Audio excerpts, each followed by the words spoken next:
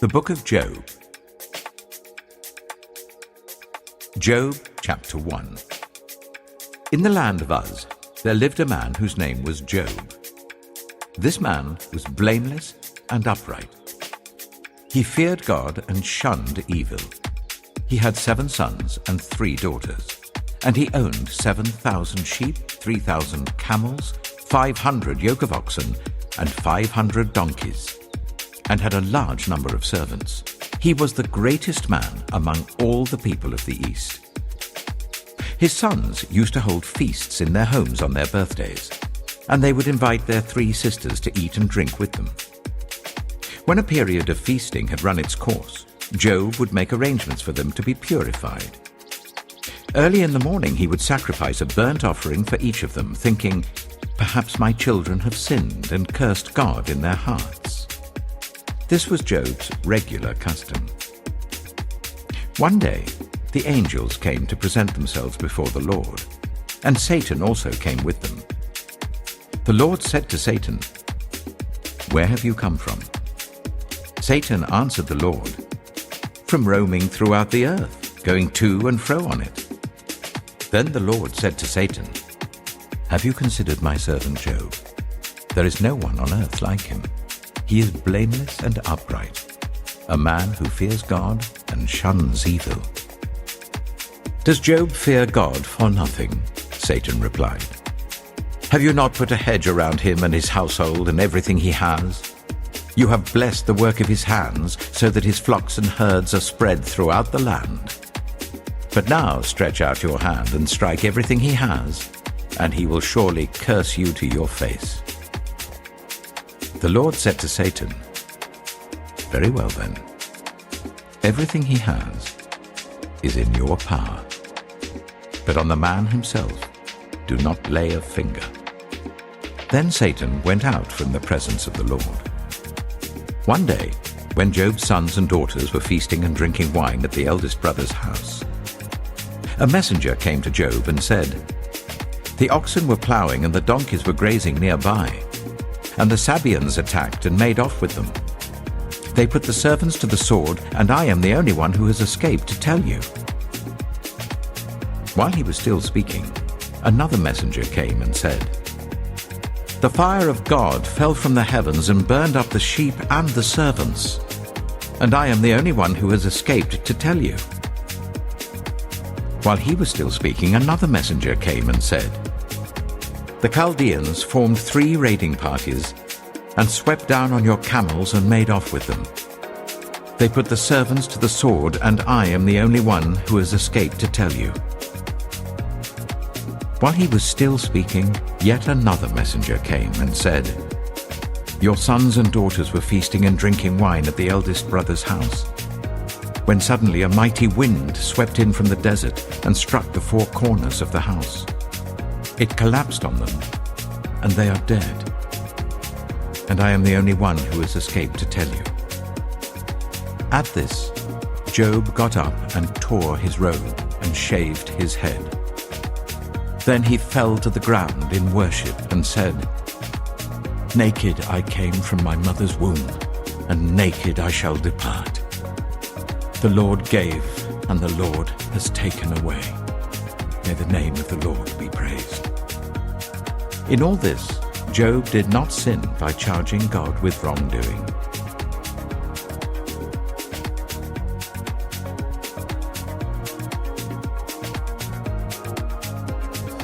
Job chapter 2. On another day, the angels came to present themselves before the Lord, and Satan also came with them to present himself before him. And the Lord said to Satan, "Where have you come from?" Satan answered the Lord, "From roaming throughout the earth, going to and fro on it." Then the Lord said to Satan, "Have you considered my servant Job? There is no one on earth like him. He is blameless and upright, a man who fears God and shuns evil. And he still maintains his integrity, though you incited me against him to ruin him without any reason." "Skin for skin," Satan replied. "A man will give all he has for his own life. But now stretch out your hand and strike his flesh and bones, and he will surely curse you to your face. The Lord said to Satan, "Very well then, he is in your hands, but you must spare his life." So Satan went out from the presence of the Lord and afflicted Job with painful sores from the soles of his feet to the crown of his head. Then Job took a piece of broken pottery and scraped himself with it as he sat among the ashes. His wife said to him, "Are you still maintaining your integrity? Curse God and die." He replied, "You are talking like a foolish woman. Shall we accept good from God and not trouble?" In all this, Job did not sin in what he said. When Job's 3 friends, Eliphaz the Temanite, Bildad the Shuhite, and Zophar the Naamathite, heard about all the troubles that had come upon him, they set out from their homes and met together by agreement to go and sympathize with him and comfort him. When they saw him from a distance, they could hardly recognize him. They began to weep aloud, and they tore their robes and sprinkled dust on their heads. Then they sat on the ground with him for 7 days and 7 nights. No one said a word to him, because they saw how great his suffering was.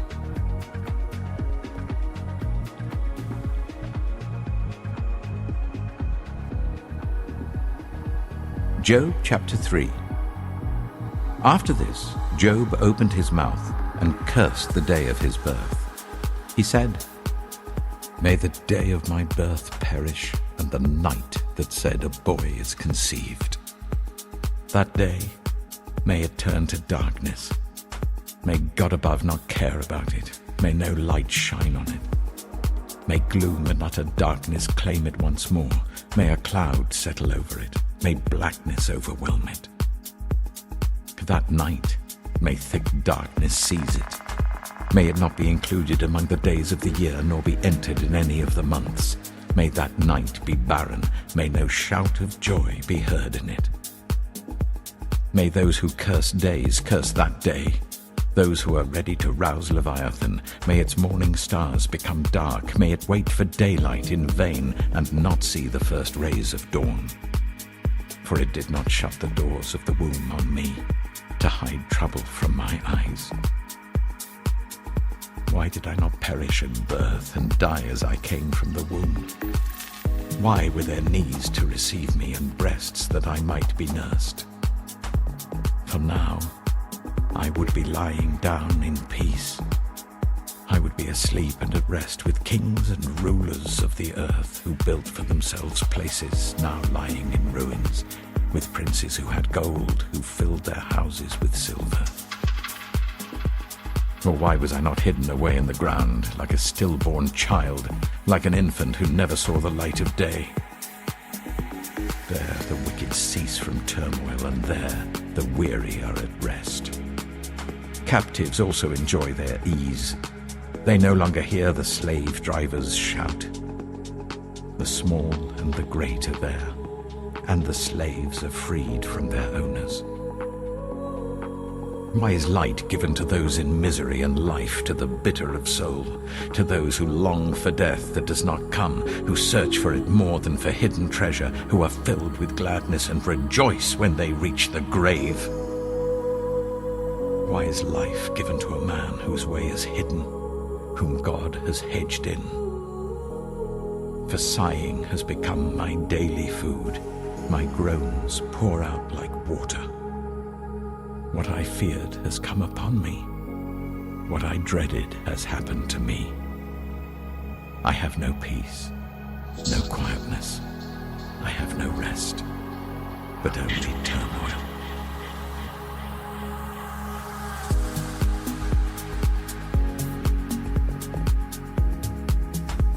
Job chapter 4.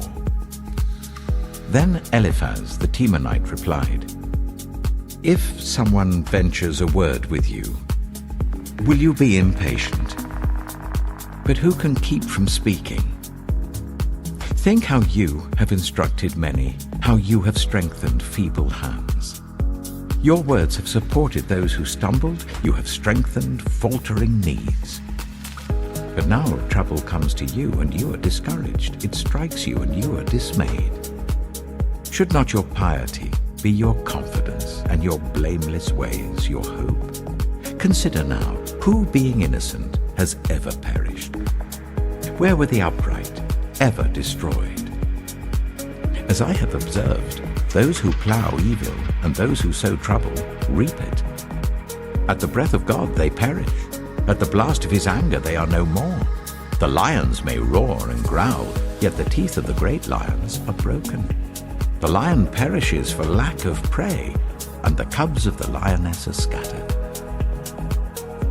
A word was secretly brought to me. My ears caught a whisper of it.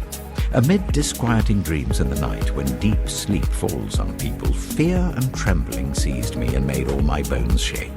A spirit glided past my face, and the hair on my body stood on end. It stopped, but I could not tell what it was.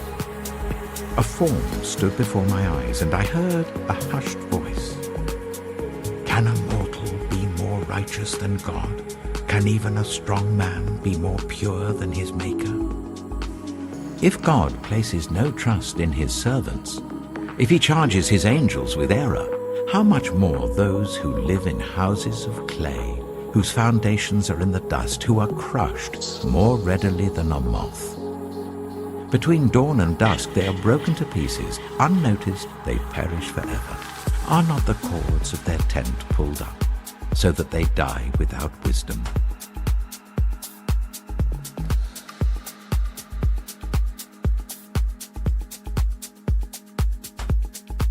Job chapter 5. Call if you will, but who will answer you? To which of the holy ones will you turn? Resentment kills a fool, and envy slays the simple. I myself have seen a fool taking root, but suddenly his house was cursed. His children are far from safety, crushed in court without a defender. The hungry consume his harvest, taking it even from among thorns, and the thirsty pant after his wealth. For hardship does not spring from the soil, nor does trouble sprout from the ground. Yet man is born to trouble, as surely as sparks fly upwards.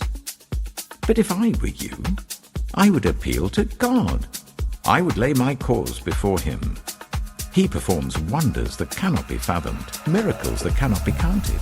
He provides rain for the earth. He sends water on the countryside. The lowly he sets on high, and those who mourn are lifted to safety. He thwarts the plans of the crafty, so that their hands achieve no success. He catches the wise in their craftiness, and the schemes of the wily are swept away. Darkness comes upon them in the daytime. At noon they grope as in the night. He saves the needy from the sword in their mouth. He saves them from the clutches of the powerful. So the poor have hope, and injustice shuts its mouth. Blessed is the one whom God corrects. So do not despise the discipline of the Almighty. For he wounds, but he also binds up. He injures, but his hands also heal. From 6 calamities he will rescue you. In 7, no harm will touch you.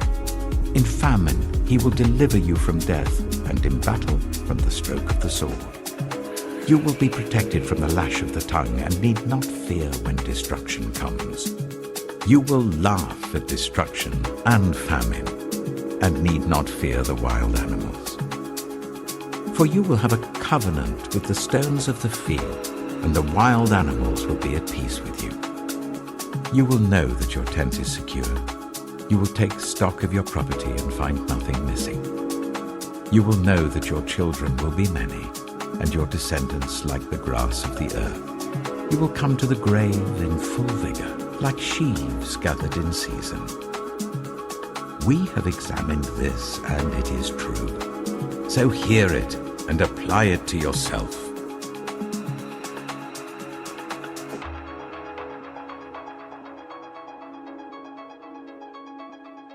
Job chapter 6.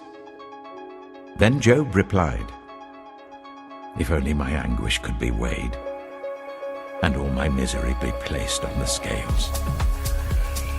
It would surely outweigh the sand of the seas. No wonder my words have been impetuous. The arrows of the Almighty are in me. My spirit drinks in their poison. God's terrors are marshaled against me. Does a wild donkey bray when it has grass, or an ox bellow when it has fodder? Is tasteless food eaten without salt, or is there flavor in the sap of the mallow? I refuse to touch it. Such food makes me ill. Oh, that I might have my request, that God would grant what I hope for, that God would be willing to crush me, to let loose his hand and cut off my life. Then I would still have this consolation, my joy in unrelenting pain, that I had not denied the words of the Holy One. What strength do I have that I should still hope? What prospects that I should be patient? Do I have the strength of stone? Is my flesh bronze? Do I have any power to help myself now that success has been driven from me? Anyone who withholds kindness from a friend forsakes the fear of the Almighty. But my brothers are as undependable as intermittent streams, as the streams that overflow when darkened by thawing ice and swollen with melting snow, but that stop flowing in the dry season and in the heat vanish from their channels. Caravans turn aside from their routes. They go off into the wasteland and perish. The caravans of Tema look for water. The traveling merchants of Sheba look in hope. They are distressed because they had been confident.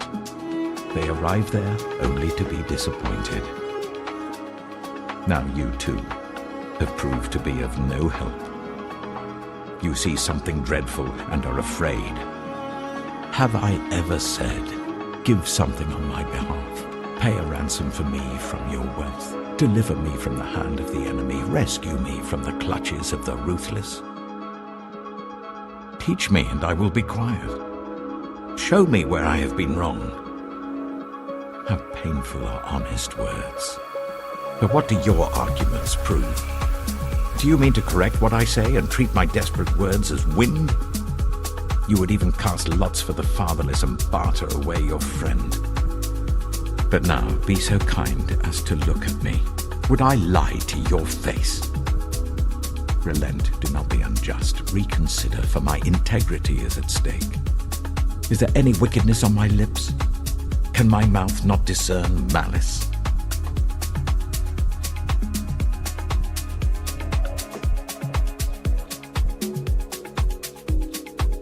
Job chapter 7.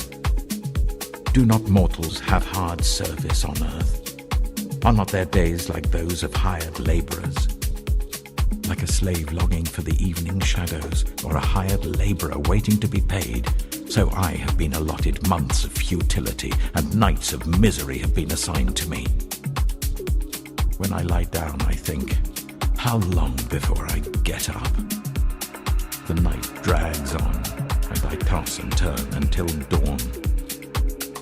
My body is clothed with worms and scabs. My skin is broken and festering. My days are swifter than a weaver's shuttle, and they come to an end without hope. Remember, O God, that my life is but a breath. My eyes will never see happiness again. The eye that now sees me will see me no longer. You will look for me, but I will be no more. As a cloud vanishes and is gone, so one who goes down to the grave does not return. He will never come to his house again. His place will know him no more. Therefore I will not keep silent. I will speak out in the anguish of my spirit. I will complain in the bitterness of my soul. Am I the sea, or the monster of the deep that you put me under guard? When I think my bed will comfort me, and my couch will ease my complaint, even then you frighten me with dreams and terrify me with visions, so that I prefer strangling and death rather than this body of mine. I despise my life. I would not live forever. Let me alone. My days have no meaning. What is mankind that you make so much of them, that you give them so much attention, that you examine them every morning and test them every moment? Will you never look away from me, or let me alone even for an instant? If I have sinned, what have I done to you? You who see everything we do. Why have you made me your target? Have I become a burden to you? Why do you not pardon my offenses and forgive my sins? For I shall soon lie down in the dust. You will search for me, but I shall be no more.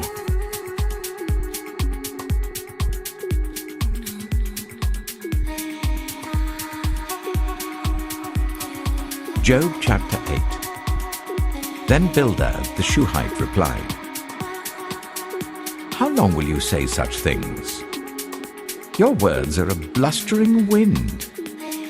Does God pervert justice? Does the Almighty pervert what is right? When your children sinned against him, he gave them over to the penalty of their sin. But if you will seek God earnestly and plead with the Almighty, if you are pure and upright, even now, he will rouse himself on your behalf and restore you to your prosperous state. Your beginnings will seem humble, so prosperous will your future be. Ask the former generations and find out what their ancestors learned. For we were born only yesterday and know nothing, and our days on earth are but a shadow. Will they not instruct you and tell you? Will they not bring forth words from their understanding? Can papyrus grow tall where there is no marsh? Can reeds thrive without water? While still growing and uncut, they wither more quickly than grass. Such is the destiny of all who forget God. So perishes the hope of the godless. What they trust in is fragile. What they rely on is a spider's web.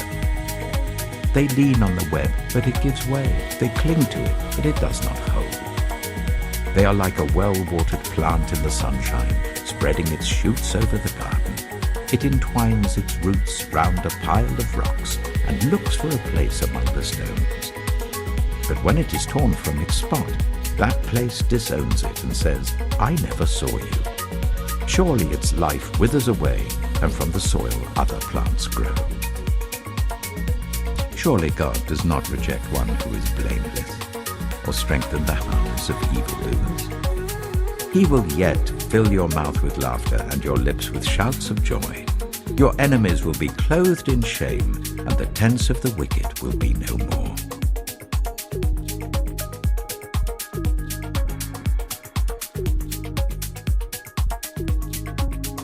Job chapter 9. Then Job replied, "Indeed, I know that this is true.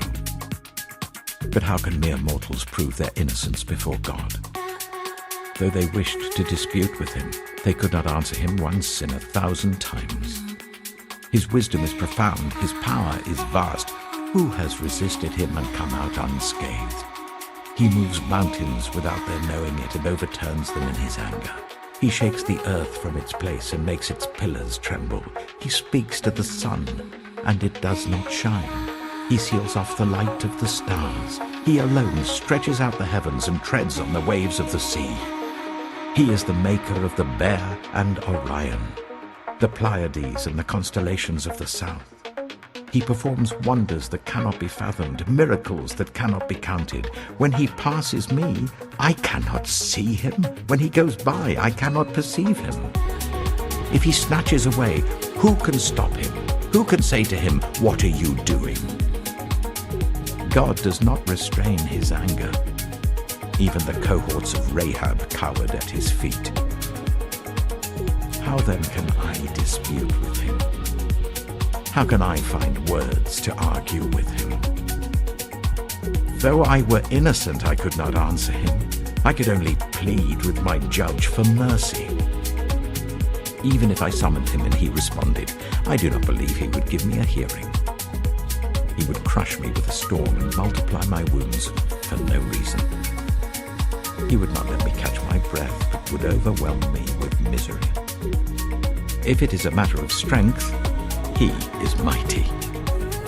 And if it is a matter of justice, who can challenge him? Even if I were innocent, my mouth would condemn me.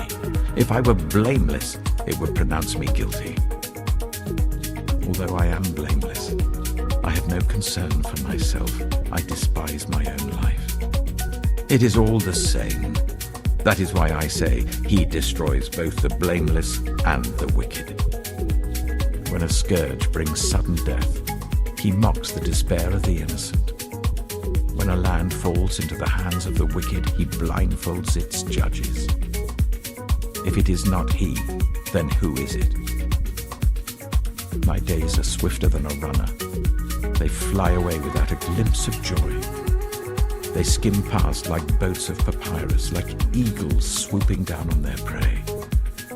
If I say, I will forget my complaint, I will change my expression and smile, I still dread all my sufferings, for I know you will not hold me innocent.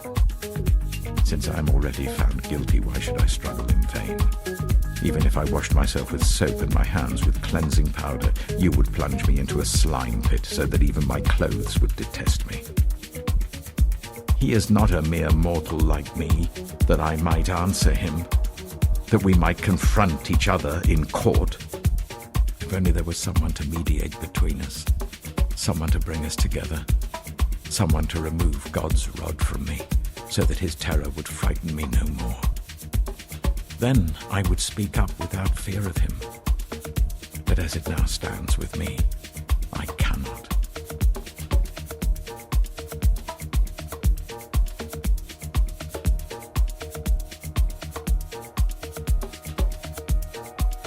Job chapter 10. I loathe my very life. Therefore I will give free rein to my complaint and speak out in the bitterness of my soul. I say to God, do not declare me guilty, but tell me what charges you have against me. Does it please you to oppress me, to spurn the work of your hands, while you smile on the plans of the wicked? Do you have eyes of flesh? Do you see as a mortal sees? Are your days like those of a mortal, or your years like those of a strong man, that you must search out my faults and probe after my sin?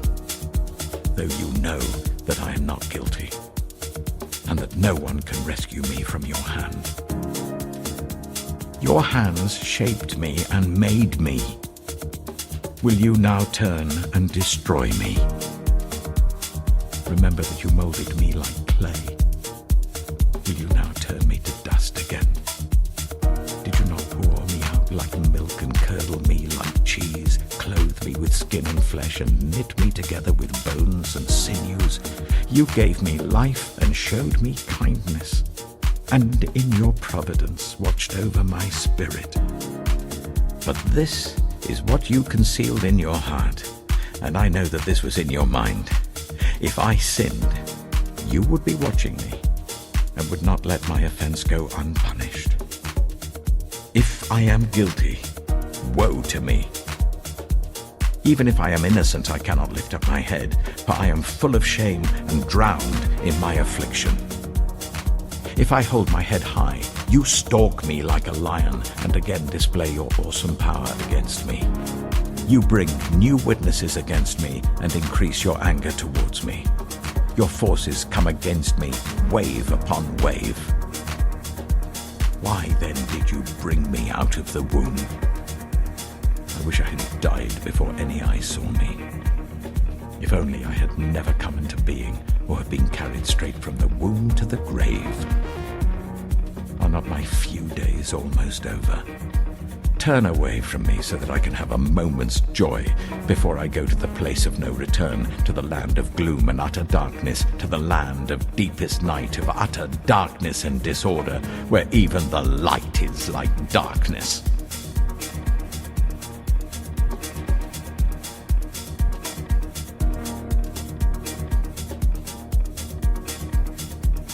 Job chapter 11. Then Zophar the Naamathite replied, are all these words to go unanswered? Is this talker to be vindicated? Will your idle talk reduce others to silence? Will no one rebuke you when you mock? You say to God, my beliefs are flawless and I am pure in your sight. Oh, how I wish that God would speak, that he would open his lips against you and disclose to you the secrets of wisdom, for true wisdom has two sides. Know this, God has even forgotten some of your sin. Can you fathom the mysteries of God? Can you probe the limits of the Almighty? They are higher than the heavens above. What can you do? They are deeper than the depths below. What can you know? Their measure is longer than the earth and wider than the sea. If he comes along and confines you in prison and convenes a court, who can oppose him? Surely he recognizes deceivers, and when he sees evil, does he not take note? But the witless can no more become wise than a wild donkey's colt can be born human. Yet, if you devote your heart to him and stretch out your hands to him, if you put away the sin that is in your hand and allow no evil to dwell in your tent, then, free of fault, you will lift up your face. You will stand firm and without fear. You will surely forget your trouble, recalling it only as waters gone by. Life will be brighter than noonday, and darkness will become like morning. You will be secure because there is hope. You will look about you and take your rest in safety. You will lie down with no one to make you afraid, and many will court your favor. But the eyes of the wicked will fail, and escape will elude them. Their hope will become a dying gasp.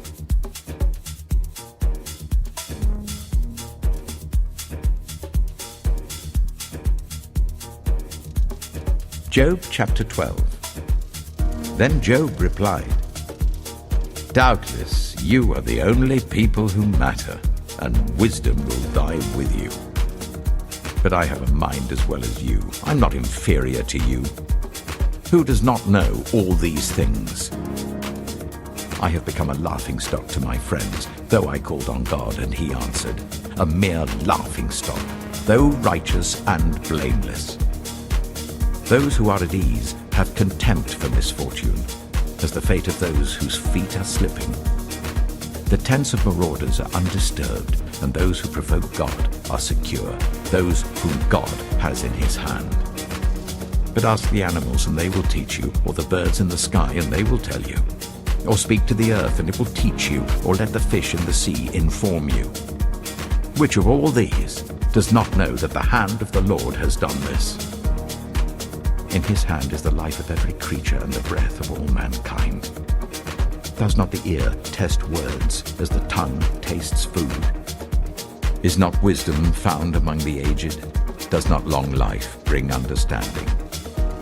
To God belong wisdom and power. Counsel and understanding are his. What he tears down cannot be rebuilt. Those he imprisons cannot be released. If he holds back the waters, there is drought. If he lets them loose, they devastate the land. To him belongs strength and insight. Both deceived and deceiver are his. He leads rulers away, stripped, and makes fools of judges. He takes off the shackles put on by kings and ties a loincloth around their waist. He leads priests away, stripped, and overthrows officials long established. He silences the lips of trusted advisers and takes away the discernment of elders. He pours contempt on nobles and disarms the mighty. He reveals the deep things of darkness and brings utter darkness into the light. He makes nations great and destroys them. He enlarges nations and disperses them. He deprives the leaders of the earth of their reason. He makes them wander in a trackless waste. They grope in darkness with no light. He makes them stagger like drunkards.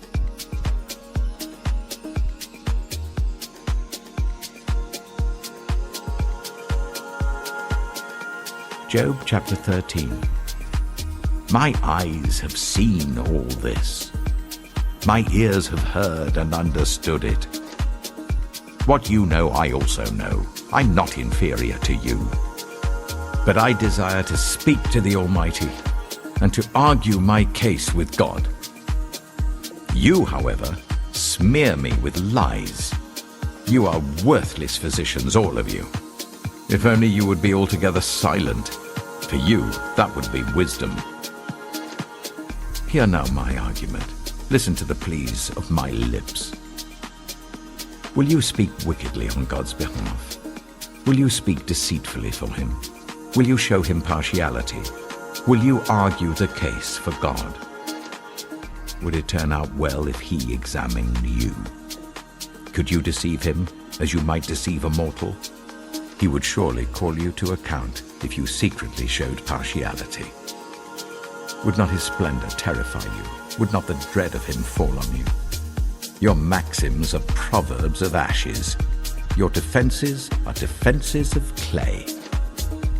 Keep silent and let me speak. Then let come to me what may. Why do I put myself in jeopardy and take my life in my hands? Though he slay me, yet will I hope in him. I will surely defend my ways to his face. Indeed, this will turn out for my deliverance, for no godless person would dare come before him. Listen carefully to what I say. Let my words ring in your ears. Now that I have prepared my case, I know I will be vindicated. Can anyone bring charges against me? If so, I will be silent and die. Only grant me these two things, God, and then I will not hide from you. Withdraw your hand far from me, and stop frightening me with your terrors. Then summon me and I will answer, or let me speak, and you reply to me. How many wrongs and sins have I committed? Show me my offense and my sin. Why do you hide your face and consider me your enemy? Will you torment a wind-blown leaf? Will you chase after dried chaff? For you write down bitter things against me and make me reap the sins of my youth. You fasten my feet in shackles. You keep close watch on all my paths by putting marks on the soles of my feet. So man wastes away like something rotten, like a garment eaten by moths.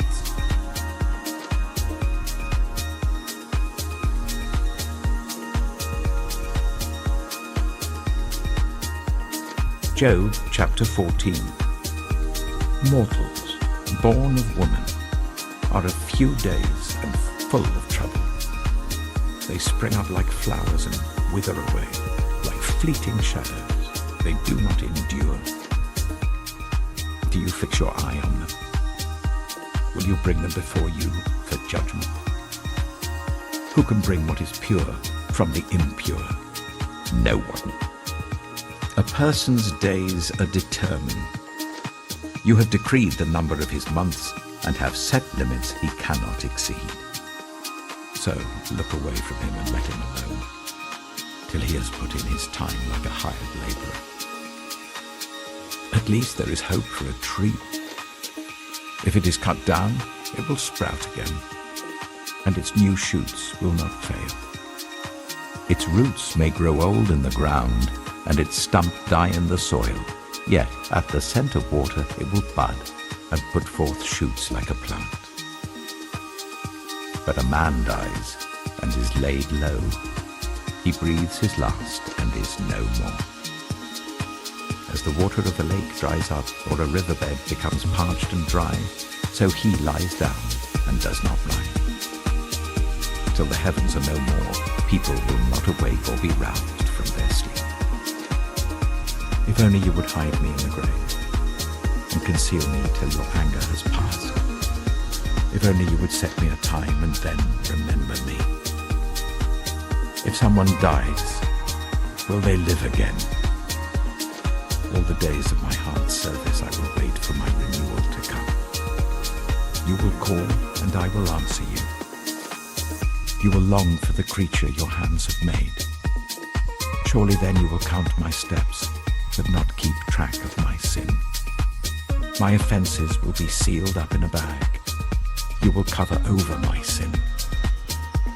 But as a mountain erodes and crumbles, and as a rock is moved from its place, as water wears away stones and torrents wash away the soil, so you destroy a person's hope. You overpower them once for all, and they are gone. You change their countenance and send them away. If their children are honored, they do not know it. If their children are brought low, they do not see it. they feel but the pain of their own bodies and mourn only for themselves.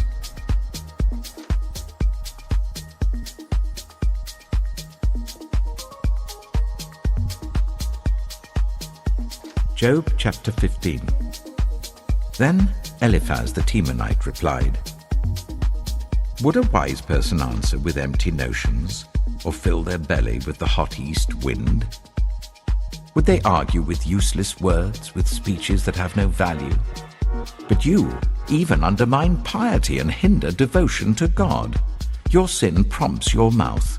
You adopt the tongue of the crafty. Your own mouth condemns you, not mine. Your own lips testify against you. Are you the first man ever born? Were you brought forth before the hills? Do you listen in on God's counsel? Do you have a monopoly on wisdom? What do you know that we do not know? What insights do you have that we do not have? The gray-haired and the aged are on our side, men even older than your father. Are God's consolations not enough for you, words spoken gently to you? Why has your heart carried you away, and why do your eyes flash, so that you vent your rage against God and pour out such words from your mouth? What are mortals, that they could be pure? Or those born of woman, that they could be righteous?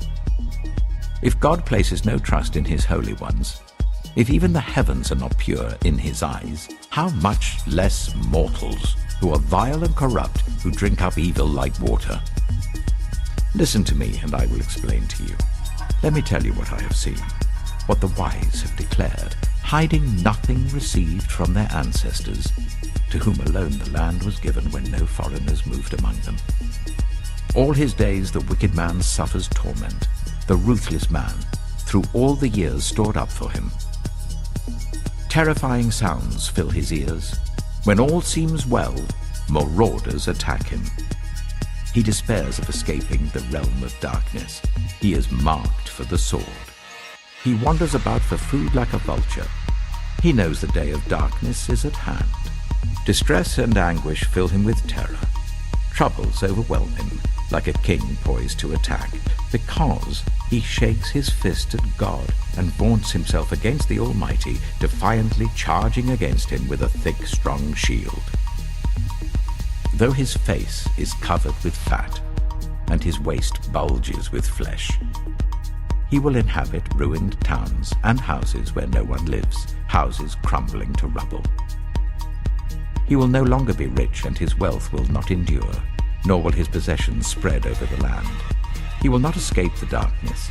A flame will wither his shoots, and the breath of God's mouth will carry him away. Let him not deceive himself by trusting what is worthless, for he will get nothing in return. Before his time he will wither, and his branches will not flourish. He will be like a vine stripped of its unripe grapes, like an olive tree shedding its blossoms. For the company of the godless will be barren, and fire will consume the tents of those who love bribes. They conceive trouble and give birth to evil. Their womb fashions deceit.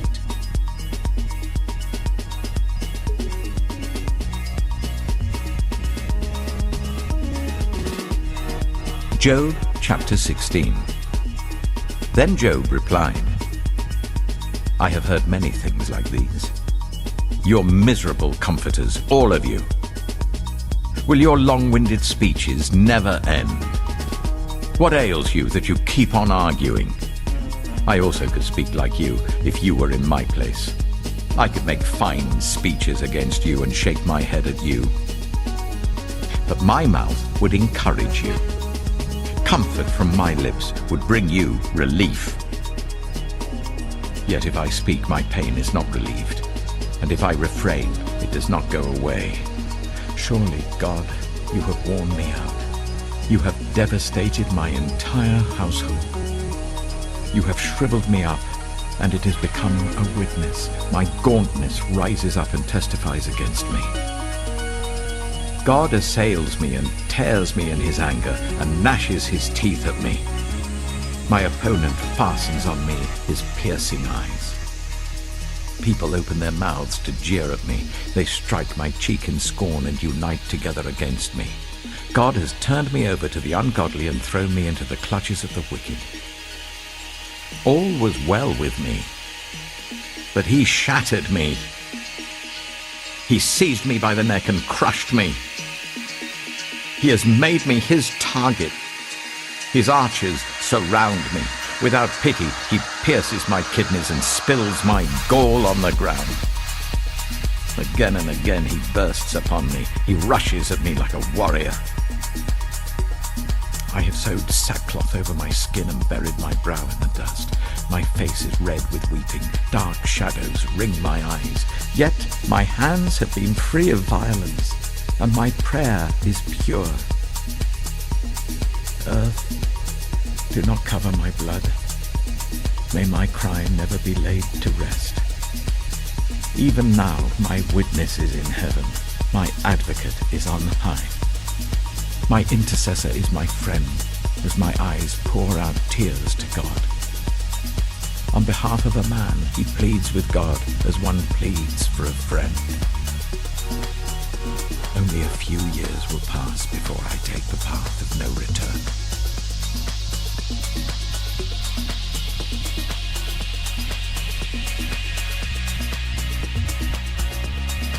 Job chapter 17.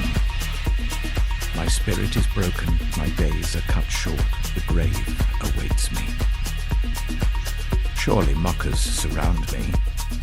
My eyes must dwell on their hostility. Give me, O God, the pledge you demand. Who else will put up security for me? You have closed their minds to understanding, therefore you will not let them triumph. If anyone denounces their friends for reward, the eyes of their children will fail. God has made me a byword to everyone, a man in whose face people spit. My eyes are grown dim with grief. My whole frame is but a shadow. The upright are appalled at this. The innocent are aroused against the ungodly. Nevertheless, the righteous will hold to their ways, and those with clean hands will grow stronger. But come on, all of you. Try again.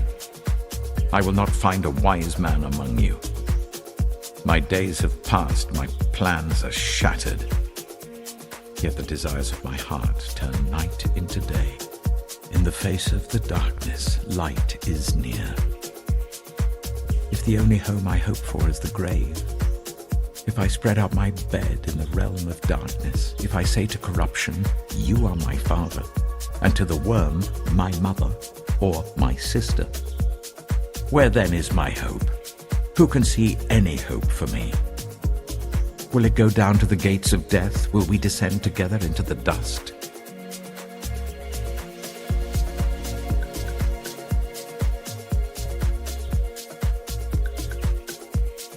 Job chapter 18. Then Bildad the Shuhite replied, When will you end these speeches? Be sensible and then we can talk.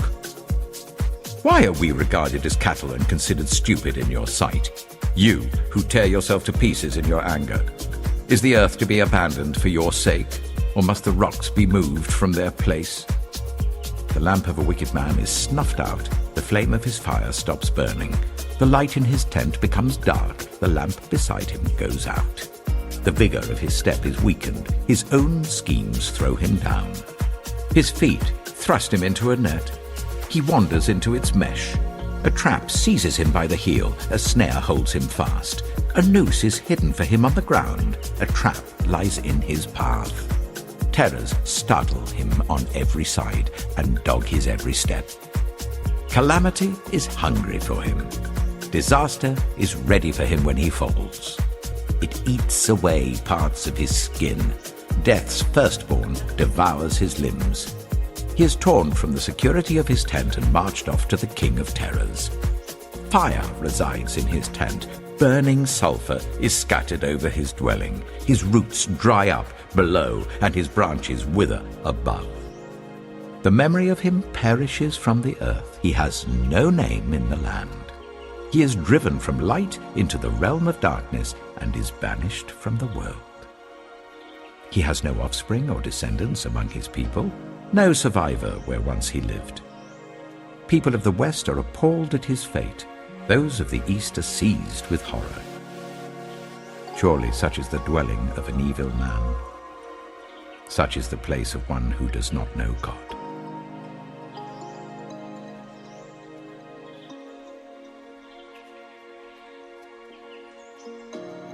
Job chapter 19. Then Job replied, "How long will you torment me and crush me with words? 10 times now you have reproached me. Shamelessly you attack me. If it is true that I have gone astray, my error remains my concern alone. If indeed you would exalt yourselves above me and use my humiliation against me, then know that God has wronged me and drawn his net around me. Though I cry, 'Violence,' I get no response. Though I call for help, there is no justice. He has blocked my way so that I cannot pass. He has shrouded my paths in darkness. He has stripped me of my honor and removed the crown from my head. He tears me down on every side till I am gone. He uproots my hope like a tree. His anger burns against me. He counts me among his enemies. His troops advance in force. They build a siege ramp against me and encamp around my tent. He has alienated my family from me. My acquaintances are completely estranged from me. My relatives have gone away. My closest friends have forgotten me. My guests and my female servants count me a foreigner. They look upon me as a stranger. I summon my servant, but he does not answer, though I beg him with my own mouth. My breath is offensive to my wife. I'm loathsome to my own family. Even the little boys scorn me. When I appear, they ridicule me. All my intimate friends detest me. Those I love have turned against me. I am nothing but skin and bones. I have escaped only by the skin of my teeth. Have pity on me, my friends. Have pity, for the hand of God has struck me. Why do you pursue me as God does? Will you never get enough of my flesh? Oh, that my words were recorded, that they were written on a scroll, that they were inscribed with an iron tool on lead or engraved in rock forever. I know that my Redeemer lives, and that in the end he will stand on the earth. And after my skin has been destroyed, yet in my flesh I will see God. I myself will see him with my own eyes, I and not another. How my heart yearns within me. If you say, "How we will hound him, since the root of the trouble lies in him," you should fear the sword yourselves. For wrath will bring punishment by the sword, and then you will know that there is judgment.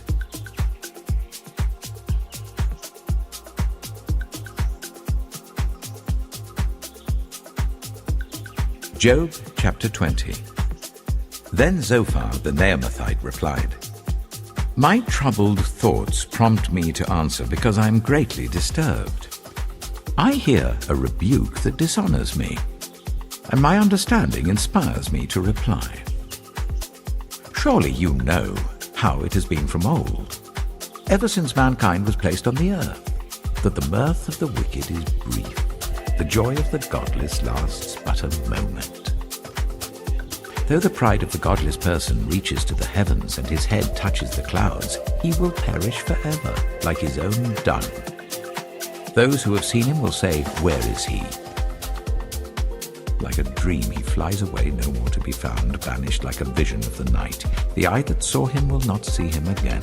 His place will look on him no more. His children must make amends to the poor. His own hands must give back his wealth. The youthful vigor that fills his bones will lie with him in the dust.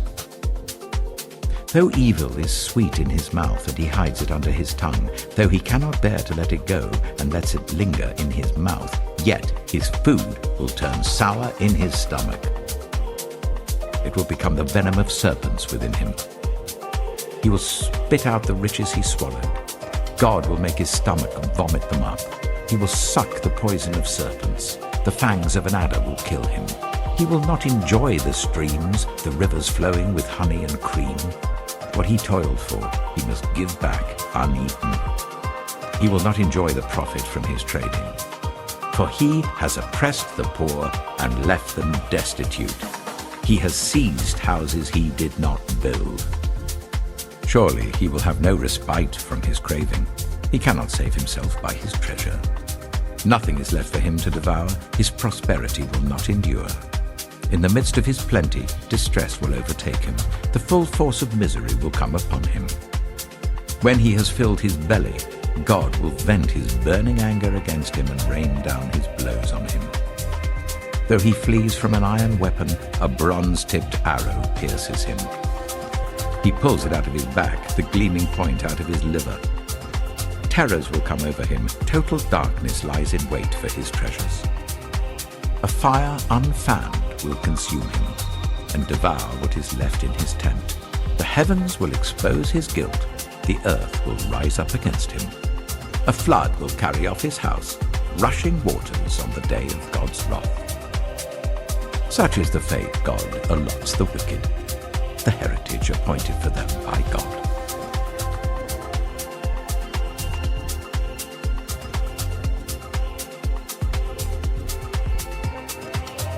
Job chapter 21. Then Job replied, "Listen carefully to my words. Let this be the consolation you give me. Bear with me while I speak, and after I have spoken, mock on. Is my complaint directed to a human being? Why should I not be impatient? Look at me and be appalled. Clap your hand over your mouth. When I think about this, I'm terrified. Trembling seizes my body. Why do the wicked live on, growing old and increasing in power? They see their children established around them, their offspring before their eyes. Their homes are safe and free from fear. The rod of God is not on them. Their bulls never fail to breed. Their cows calve and do not miscarry.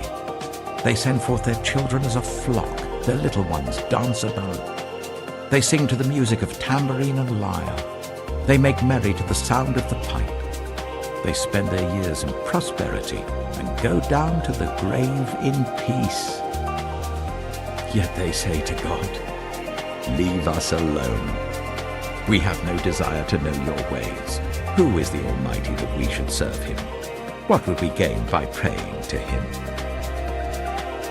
But their prosperity is not in their own hands. So I stand aloof from the plans of the wicked. Yet how often is the lamp of the wicked snuffed out?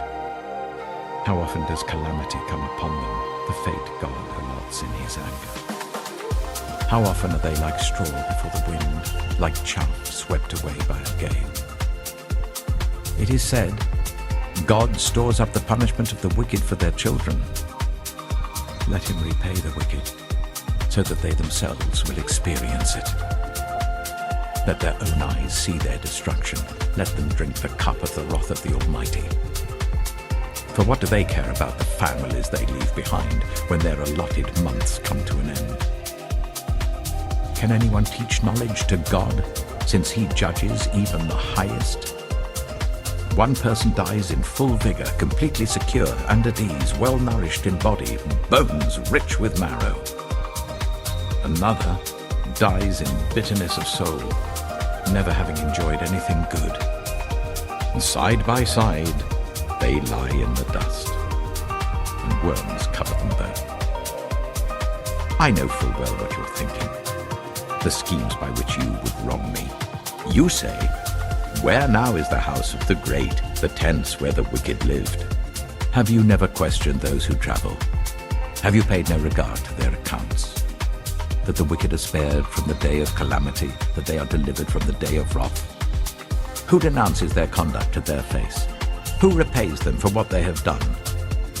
They are carried to the grave, and watch is kept over their tombs. The soil in the valley is sweet to them. Everyone follows after them, and a countless throng goes before them. So how can you console me with your nonsense? Nothing is left of your answers but falsehood.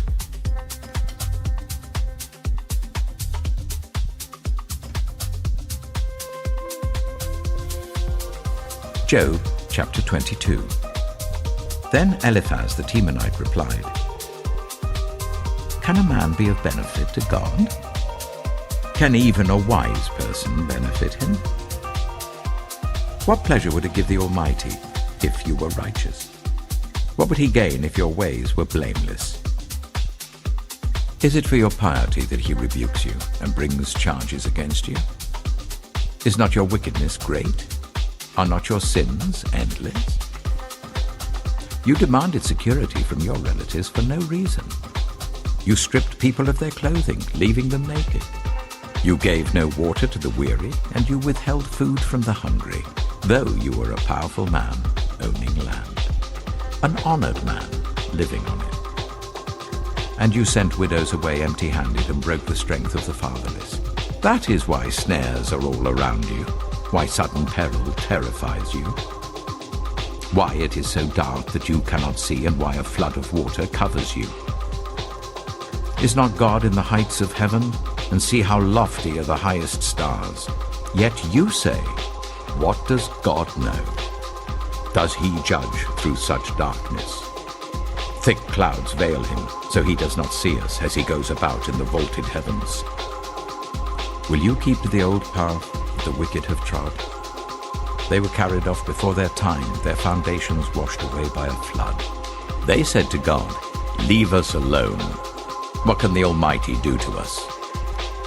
Yet it was he who filled their houses with good things. So I stand aloof from the plans of the wicked.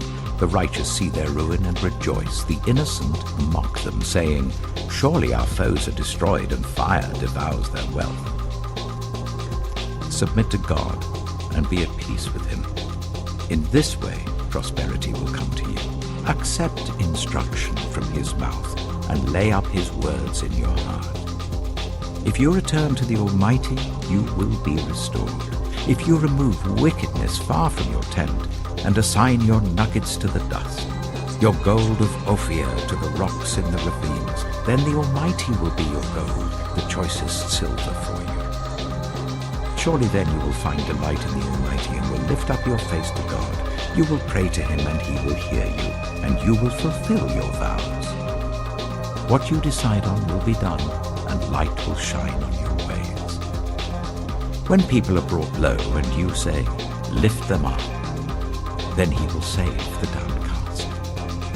He will deliver even one who is not innocent, who will be delivered through the cleanness of your hand.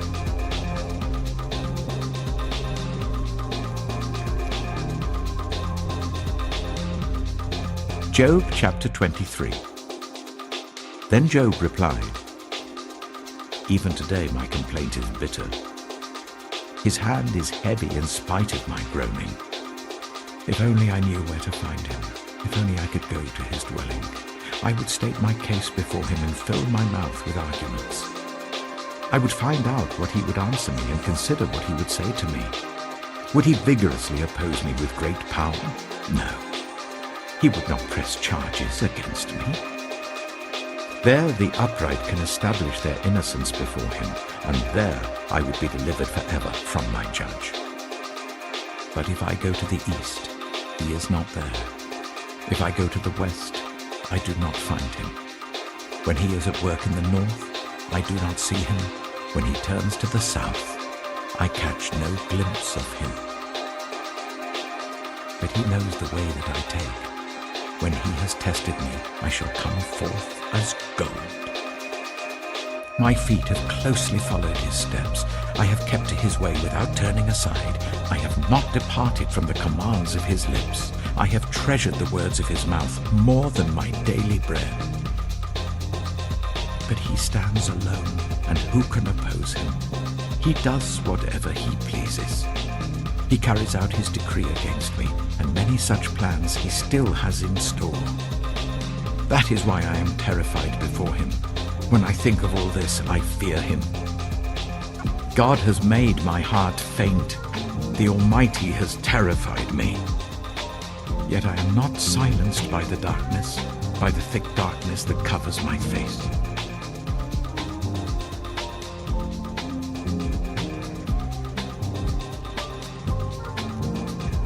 Job chapter 24.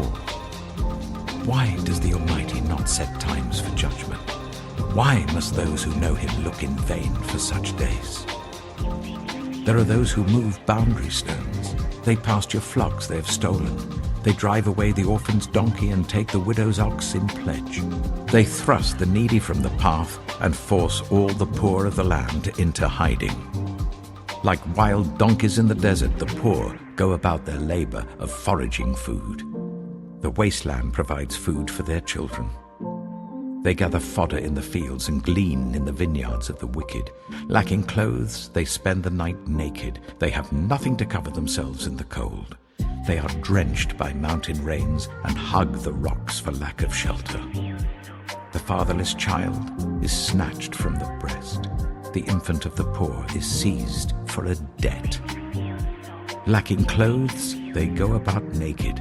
They carry the sheaves but still go hungry. They crush olives among the terraces. They tread the wine presses, yet suffer thirst. The groans of the dying rise from the city, and the souls of the wounded cry out for help. But God charges no one with wrongdoing. There are those who rebel against the light, who do not know its ways or stay in its paths. When daylight is gone, the murderer rises up, kills the poor and needy, and in the night steals forth like a thief. The eye of the adulterer watches for dusk. He thinks, no eye will see me, and he keeps his face concealed. In the dark, thieves break into houses, but by day they shut themselves in. They want nothing to do with the light. For all of them, midnight is their morning. They make friends with the terrors of darkness. Yet they are foam on the surface of the water. Their portion of the land is cursed, so that no one goes to the vineyards. As heat and drought snatch away the melted snow, so the grave snatches away those who have sinned. The womb forgets them, the worm feasts on them. The wicked are no longer remembered, but are broken like a tree.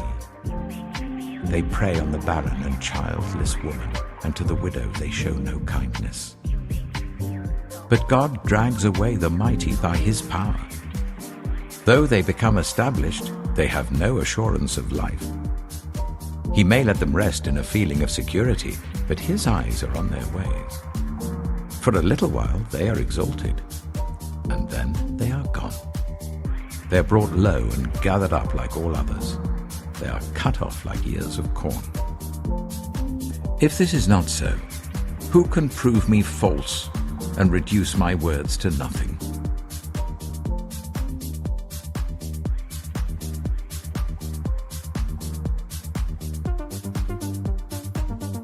Job chapter 25. Then Bildad the Shuhite replied, Dominion and all belong to God. He establishes order in the heights of heaven. Can his forces be numbered? On whom does his light not rise? How then can a mortal be righteous before God? How can one born of woman be pure? If even the moon is not bright and the stars are not pure in his eyes, how much less a mortal, who is but a maggot, a human being, who is only a worm.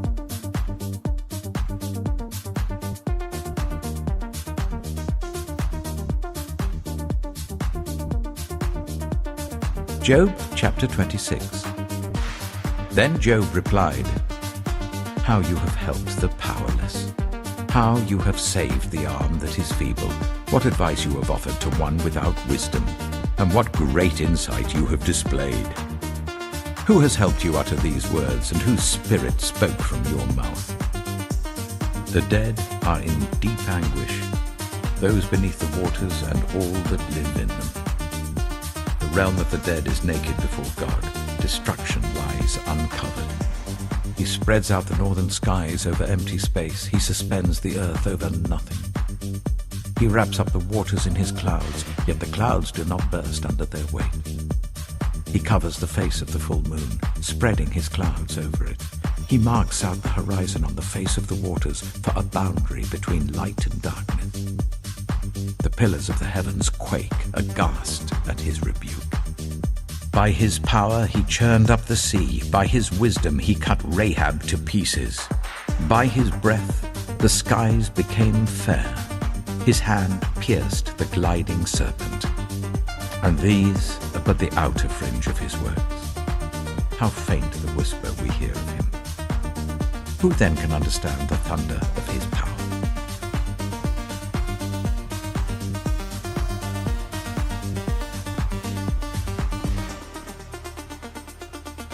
Job chapter 27. And Job continued his discourse. As surely as God lives, who has denied me justice, the Almighty who has made my life bitter. As long as I have life within me, the breath of God in my nostrils, my lips will not say anything wicked, and my tongue will not utter lies. I will never admit you are in the right. Till I die, I will not deny my integrity. I will maintain my innocence and never let go of it. My conscience will not reproach me as long as I live. May my enemy be like the wicked, my adversary like the unjust. For what hope have the godless when they are cut off, when God takes away their life? Does God listen to their cry when distress comes upon them? Will they find delight in the Almighty? Will they call on God at all times? I will teach you about the power of God. The ways of the Almighty I will not conceal. You have all seen this yourselves. Why then this meaningless talk? Here is the fate God allots to the wicked, the heritage a ruthless man receives from the Almighty. However many his children, their fate is the sword.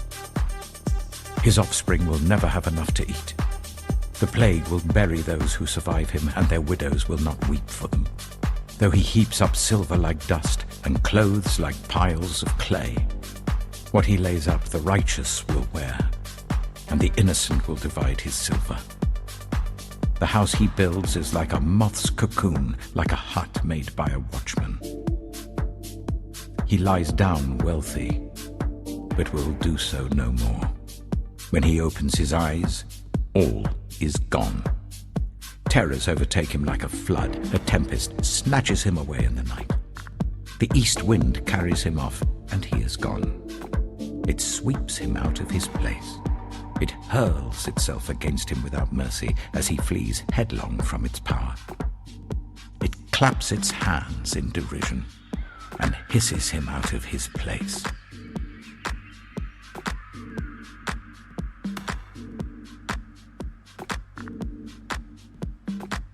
Job chapter 28.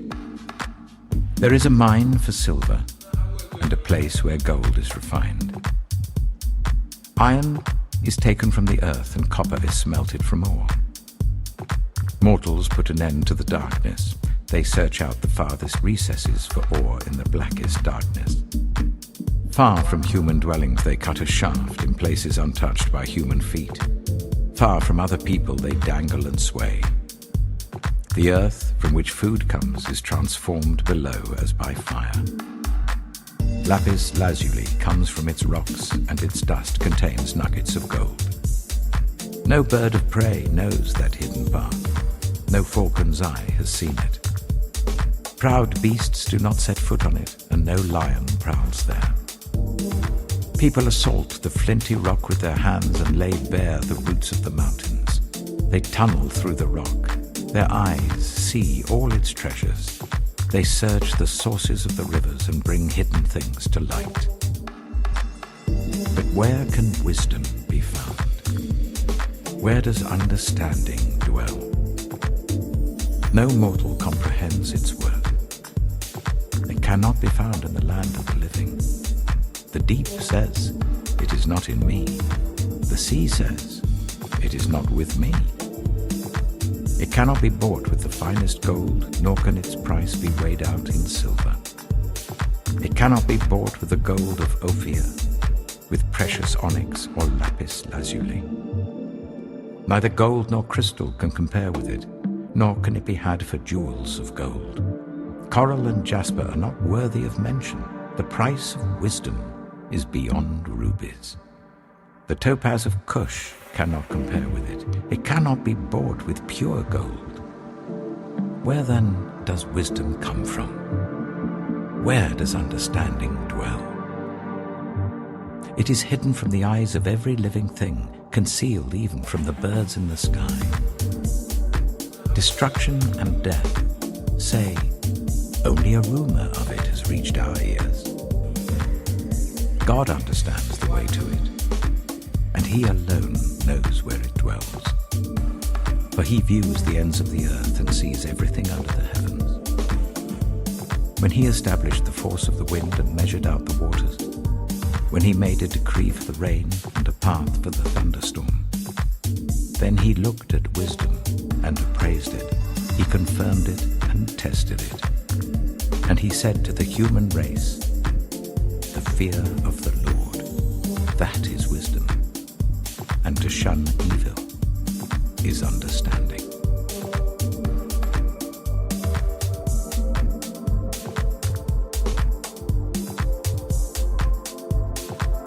Job chapter 29. Job continued his discourse. How I long for the months gone by, for the days when God watched over me, when his lamp shone on my head and by his light I walked through darkness.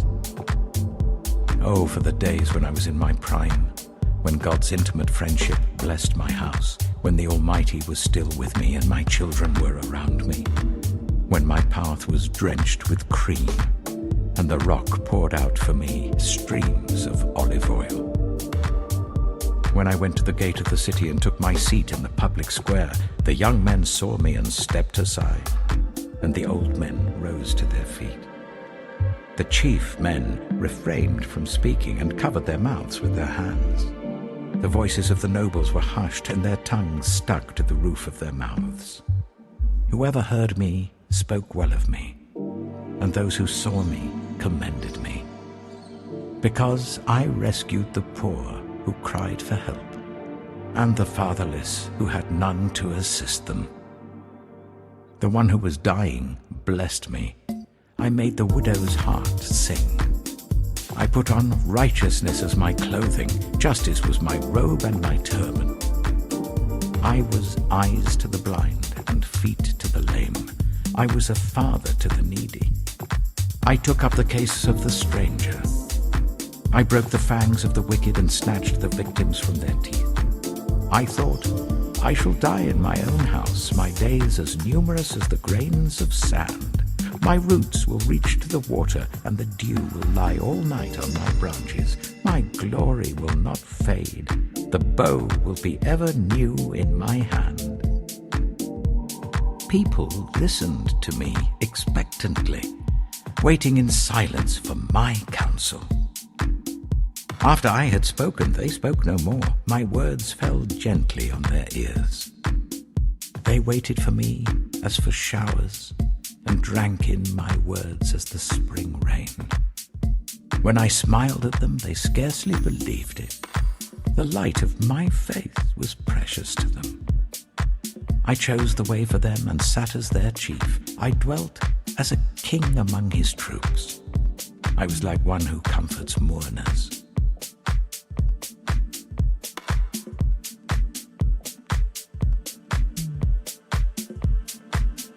Job chapter 30.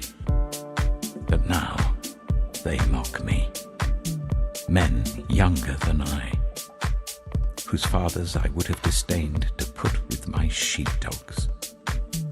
Of what use was the strength of their hands to me, since their vigor had gone from them? Haggard from want and hunger, they roamed the parched land in desolate wastelands at night. In the brush they gathered salt herbs, and their food was the root of the broom bush. They were banished from human society, shouted at as if they were thieves.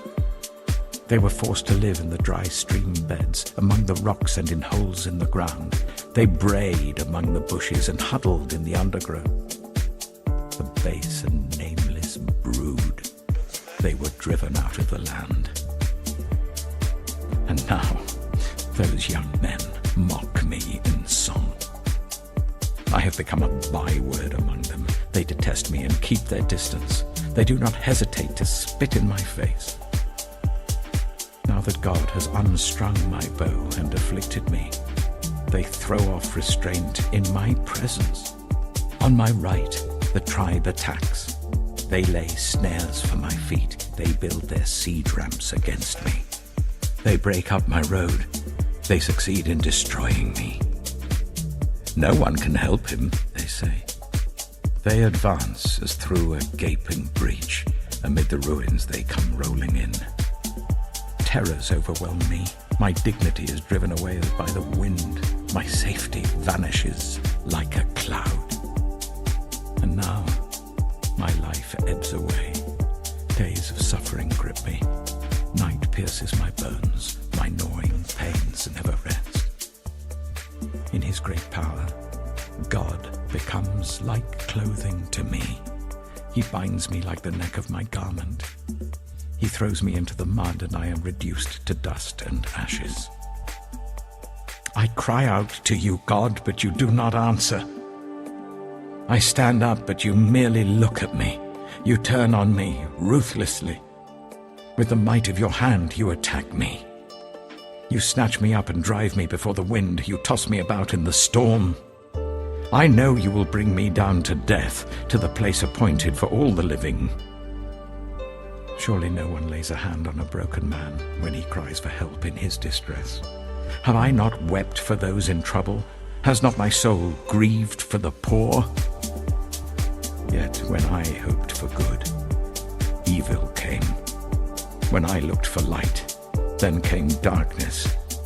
The churning inside me never stops. Days of suffering confront me. I go about blackened, but not by the sun. I stand up in the assembly and cry for help.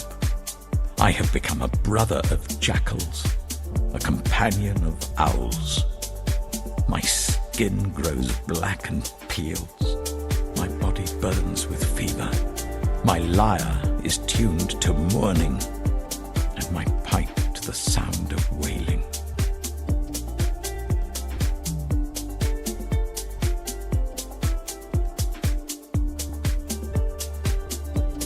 Job chapter 31. I made a covenant with my eyes, not to look lustfully at a young woman. For what is our lot from God above, our heritage from the Almighty on high? Is it not ruin for the wicked? Disaster for those who do wrong? Does he not see my ways and count my every step? If I have walked with falsehood, or my foot has hurried after deceit, let God weigh me in honest scales, and he will know that I am blameless. If my steps have turned from the path, if my heart has been led by my eyes, or if my hands have been defiled, then may others eat what I have sown, and may my crops be uprooted. If my heart has been enticed by a woman, or if I have lurked at my neighbor's door, then may my wife grind another man's grain, and may other men sleep with her. For that would have been wicked, a sin to be judged. It is a fire that burns to destruction. It would have uprooted my harvest. If I have denied justice to any of my servants, whether male or female, when they had a grievance against me, what will I do when God confronts me? What will I answer when called to account? Did not he who made me in the womb make them? Did not the same one form us both within our mothers? If I have denied the desires of the poor, or let the eyes of the widow grow weary, if I have kept my bread to myself, not sharing it with the fatherless, but from my youth I reared them as a father would, and from my birth I guided the widow, if I have seen anyone perishing for lack of clothing, or the needy without garments, and their hearts did not bless me for warming them with the fleece from my sheep, if I have raised my hand against the fatherless, knowing that I had influence in court, then let my arm fall from the shoulder, let it be broken off at the joint. For I dreaded destruction from God, and for fear of his splendor, I could not do such things. If I have put my trust in gold, or said to pure gold, you are my security, If I have rejoiced over my great wealth, the fortune my hands had gained, if I have regarded the sun in its radiance, of the moon moving in splendor, so that my heart was secretly enticed and my hand offered them a kiss of homage, then these also would be sins to be judged, for I would have been unfaithful to God on high. If I have rejoiced at my enemy's misfortune, or gloated over the trouble that came to him, I have not allowed my mouth to sin by invoking a curse against their life. If those of my household have never said, "Who has not been filled with Job's meat?" But no stranger had to spend the night in the street, for my door was always open to the traveler. If I have concealed my sin, as people do, by hiding my guilt in my heart, because I so feared the crowd and so dreaded the contempt of the clans, that I kept silent and would not go outside. Oh, that I had someone to hear me. I sign now my defense. Let the Almighty answer me. Let my accuser put his indictment in writing. Surely I would wear it on my shoulder. I would put it on like a crown. I would give him an account of my every step. I would present it to him as to a ruler. If my land cries out against me and all its furrows are wet with tears, if I have devoured its yield without payment or broken the spirit of its tenants, then let briars come up instead of wheat and stinkweed instead of barley. The words of Job are ended.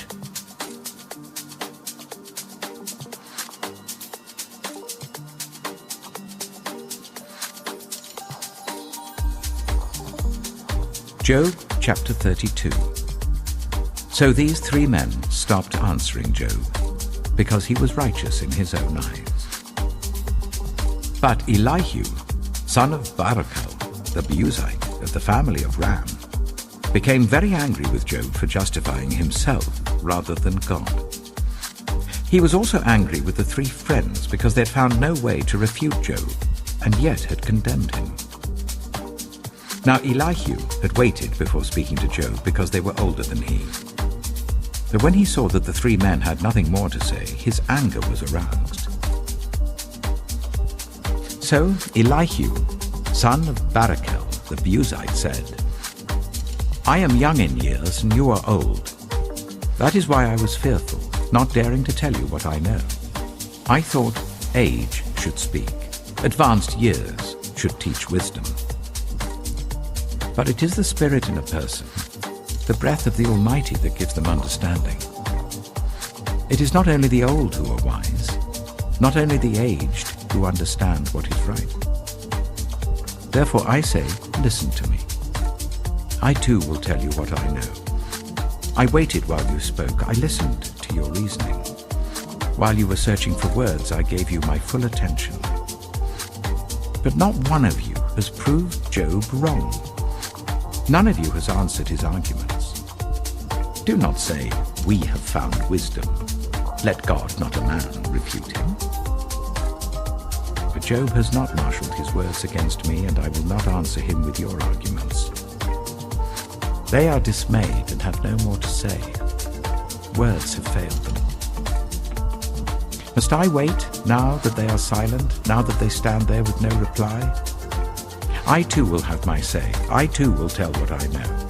For I am full of words, and the spirit within me compels me. Inside I'm like bottled up wine, like new wineskins ready to burst. I must speak and find relief. I must open my lips and reply. I will show no partiality, nor will I flatter anyone. For if I were skilled in flattery, my Maker would soon take me away.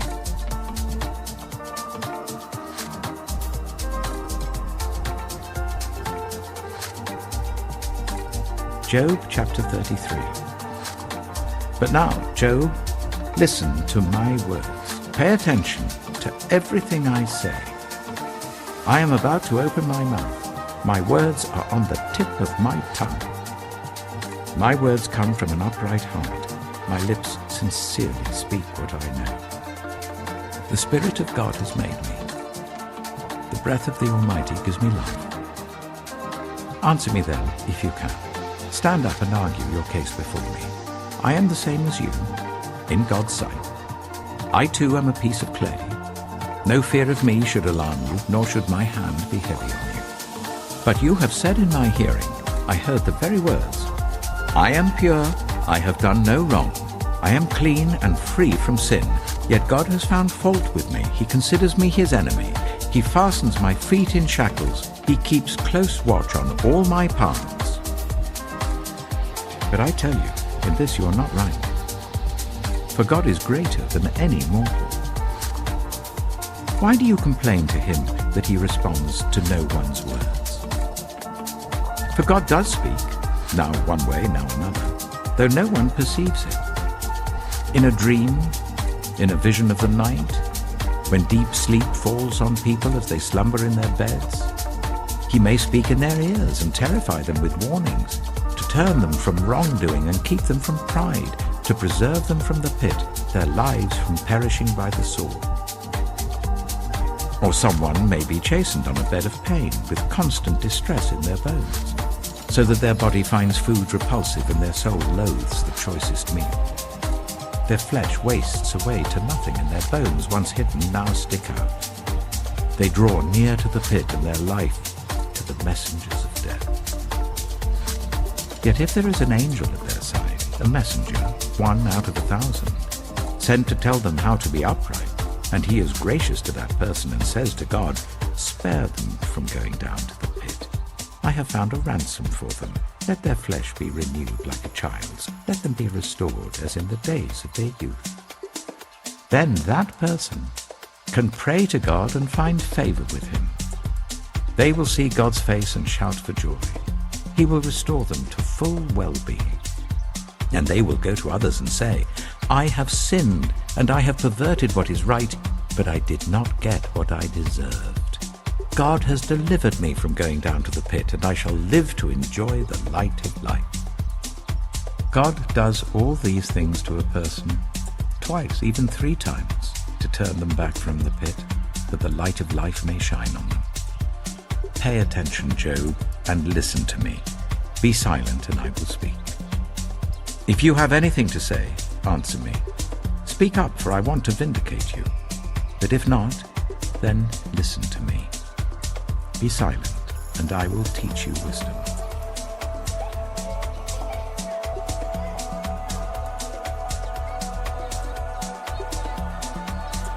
Job chapter 34. Then Elihu said, Hear my words, you wise men. Listen to me, you men of learning. For the ear tests words as the tongue tastes food. Let us discern for ourselves what is right. Let us learn together what is good. Job says, I am innocent, but God denies me justice. Although I am right, I am considered a liar. Although I am guiltless, his arrow inflicts an incurable wound. Is there anyone like Job who drinks scorn like water? He keeps company with evildoers. He associates with the wicked, for he says, there is no profit in trying to please God. So listen to me, you men of understanding. Far be it from God to do evil, from the Almighty to do wrong. He repays everyone for what they have done. He brings on them what their conduct deserves. It is unthinkable that God would do wrong, that the Almighty would pervert justice. Who appointed him over the earth? Who put him in charge of the whole world? If it were his intention and he withdrew his spirit and breath, all humanity would perish together and mankind would return to the dust. If you have understanding, hear this. Listen to what I say. Can someone who hates justice govern? Will you condemn the just and mighty one? Is he not the one who says to kings, you are worthless, and to nobles, you are wicked? Who shows no partiality to princes and does not favor the rich over the poor, for they are all the work of his hands? They die in an instant. In the middle of the night, the people are shaken and they pass away. The mighty are removed without human hand. His eyes are on the ways of mortals. He sees their every step. There is no deep shadow, no utter darkness where evildoers can hide. God has no need to examine men further, that they should come before him for judgment. Without inquiry, he shatters the mighty and sets up others in their place. Because he takes note of their deeds, he overthrows them in the night and they are crushed. He punishes them for their wickedness where everyone can see them, because they turned from following him and had no regard for any of his ways. They caused the cry of the poor to come before him so that he heard the cry of the needy. But if he remains silent, who can condemn him? If he hides his face, who can see him?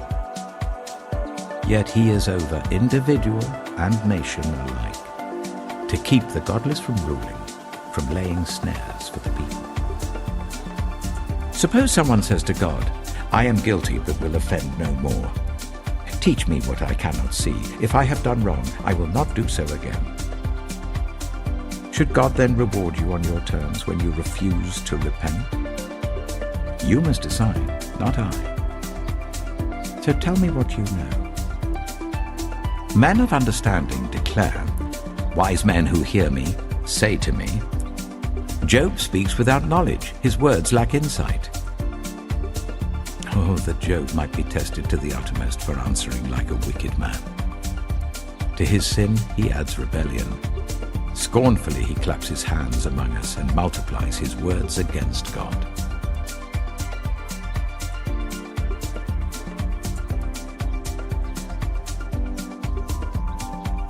Job chapter 35. Then Elihu said, Do you think this is just? You say, I am in the right, not God. Yet you ask him, what profit is it to me, and what do I gain by not sinning? I would like to reply to you, and to your friends with you. Look up at the heavens and see. Gaze at the clouds so high above you.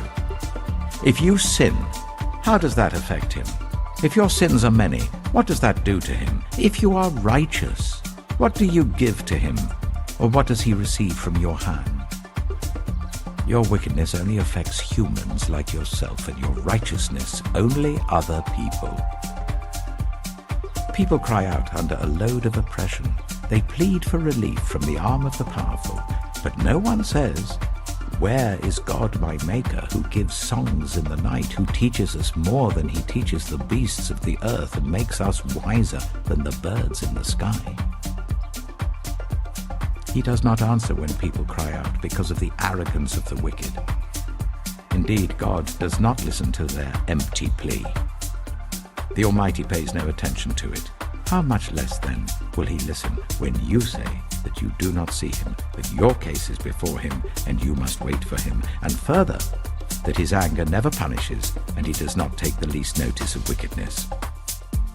So Job opens his mouth with empty talk.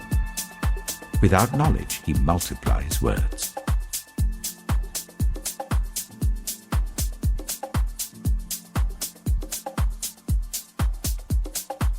Job chapter 36. Elihu continued, Bear with me a little longer, and I will show you that there is more to be said on God's behalf. I get my knowledge from afar. I will ascribe justice to my Maker. Be assured that my words are not false. One who has perfect knowledge is with you.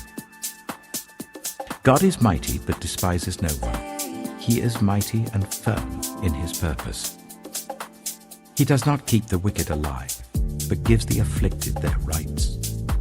He does not take his eyes off the righteous. He enthrones them with kings and exalts them forever.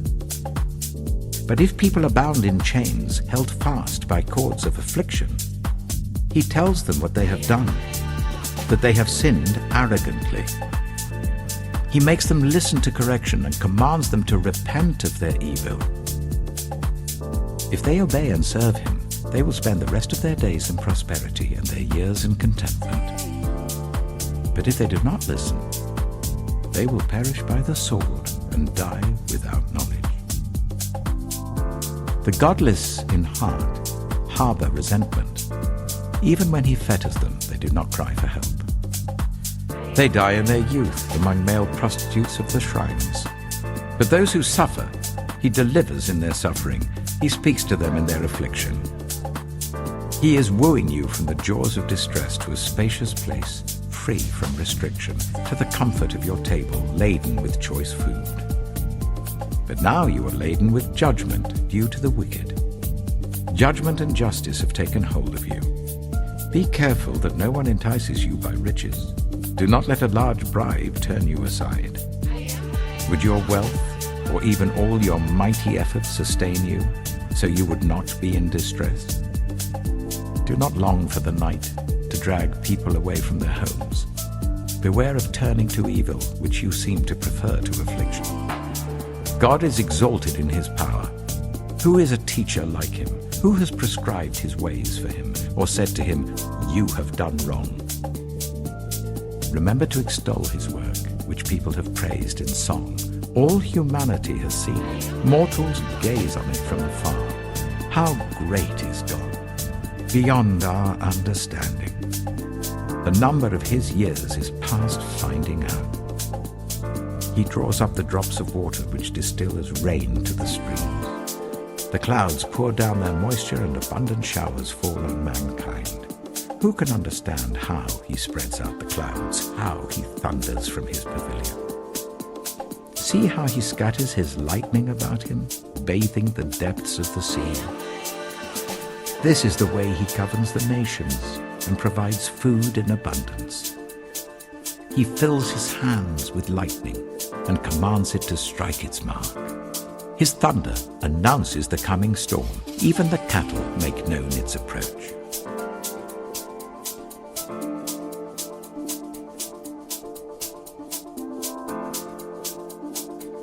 Job chapter 37. At this, my heart pants and leaps from its place. Listen. Listen to the roar of his voice, to the rumbling that comes from his mouth. He unleashes his lightning beneath the whole heaven and sends it to the ends of the earth. After that comes the sound of his roar. He thunders with his majestic voice. When his voice resounds, he holds nothing back. God's voice thunders in marvelous ways. He does great things beyond our understanding. He says to the snow, "Fall on the earth," and to the rain shower, "Be a mighty downpour," so that everyone he has made may know his work. He stops all people from their labor. The animals take cover, they remain in their dens. The tempest comes out from its chamber, the cold from the driving winds. The breath of God produces ice, and the broad waters become frozen. He loads the clouds with moisture. He scatters his lightning through them. At his direction, they swirl around over the face of the whole earth to do whatever he commands them.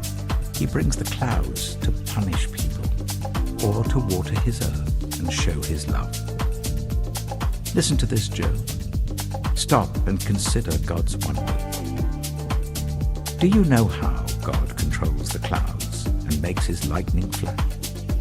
Do you know how the clouds hang poised, those wonders of him who is perfect in knowledge?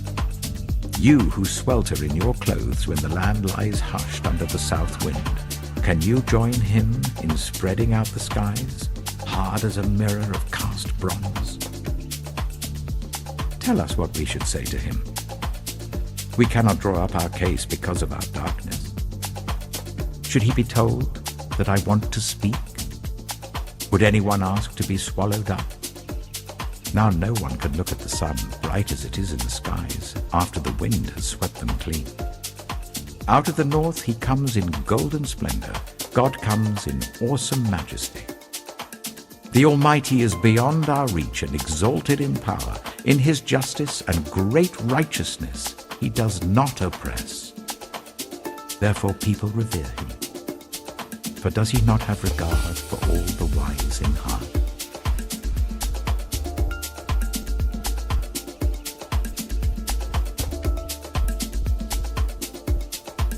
Job chapter 38. Then the Lord spoke to Job out of the storm. He said, "Who is this that obscures my plans, with words without knowledge. Brace yourself like a man. I will question you, and you shall answer me. Where were you when I laid the earth's foundation? Tell me if you understand. Who marked off its dimensions? Surely you know. Who stretched a measuring line across it? On what were its footings set? Or who laid its cornerstone? While the morning stars sang together and all the angels shouted for joy.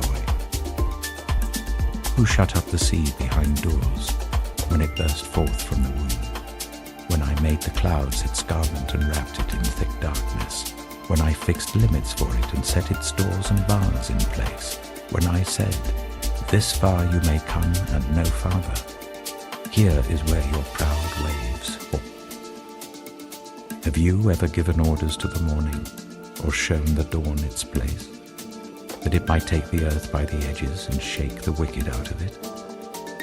The earth takes shape like clay under a seal. Its features stand out like those of a garment. The wicked are denied their light, and their upraised arm is broken.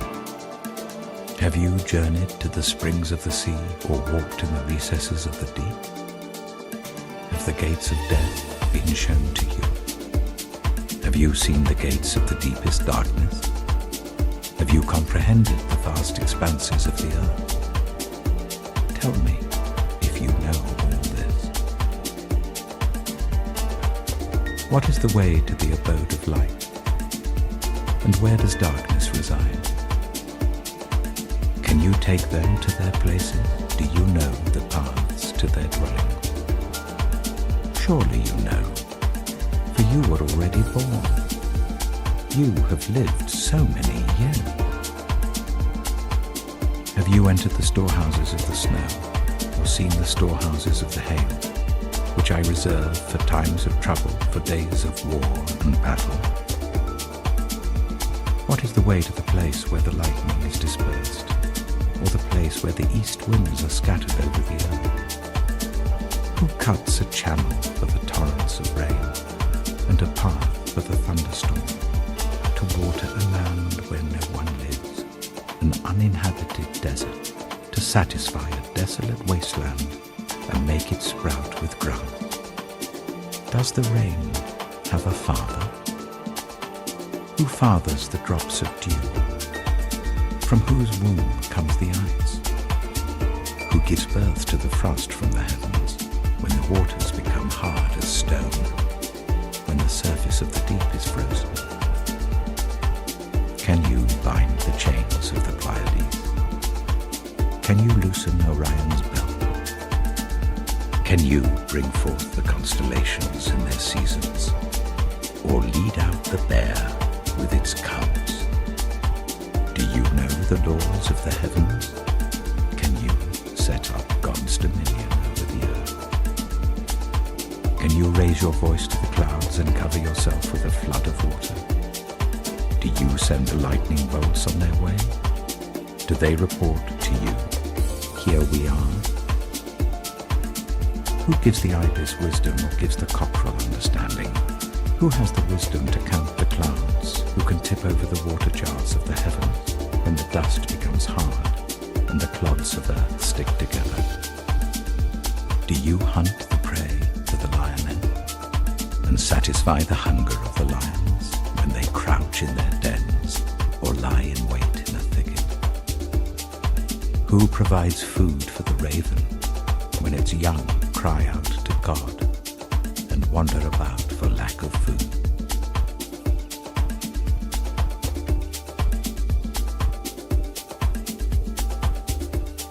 Job chapter 39. Do you know when the mountain goats give birth? Do you watch when the doe bears her fawn? Do you count the months till they bear? Do you know the time they give birth? They crouch down and bring forth their young. Their labor pains are ended. Their young thrive and grow strong in the wilds. They leave and do not return. Who let the wild donkey go free? Who untied its ropes? I gave it the wasteland as its home, the salt flats as its habitat. It laughs at the commotion in the town. It does not hear a driver's shout. It ranges the hills for its pasture and searches for any green thing. Will the wild ox consent to serve you? Will it stay by your manger at night? Can you hold it to the furrow with a harness? Will it till the valleys behind you? Will you rely on it for its great strength? Will you leave your heavy work to it? Can you trust it to haul in your grain and bring it to your threshing floor? The wings of the ostrich flap joyfully, though they cannot compare with the wings and feathers of the stork. She lays her eggs on the ground and lets them warm in the sand, unmindful that a foot may crush them, that some wild animal may trample them. She treats her young harshly, as if they were not hers. She cares not that her labor was in vain, for God did not endow her with wisdom, or give her a share of good sense. Yet when she spreads her feathers to run, she laughs at horse and rider. Do you give the horse its strength, or clothe its neck with a flowing mane? Do you make it leap like a locust, striking terror with its proud snorting? It paws fiercely, rejoicing in its strength, and charges into the fray. It laughs at fear, afraid of nothing. It does not shy away from the sword.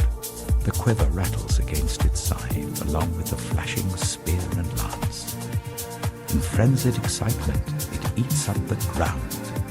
It cannot stand still when the trumpet sounds. At the blast of the trumpet it snorts. Aha! It catches the scent of battle from afar, the shout of commanders and the battle cry. Does the hawk take flight by your wisdom and spread its wings towards the south? Does the eagle soar at your command and build its nest on high? It dwells on a cliff and stays there at night. A rocky crag is its stronghold. From there it looks for food. Its eyes detect it from afar. Its young ones feast on blood, and where the slain are, there it is.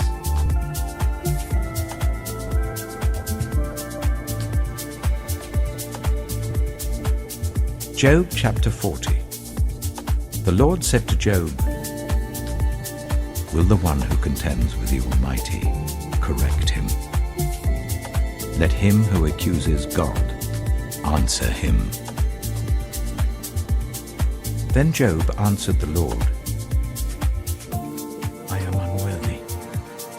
How can I reply to you? I put my hand over my mouth. I spoke once, but I have no answer.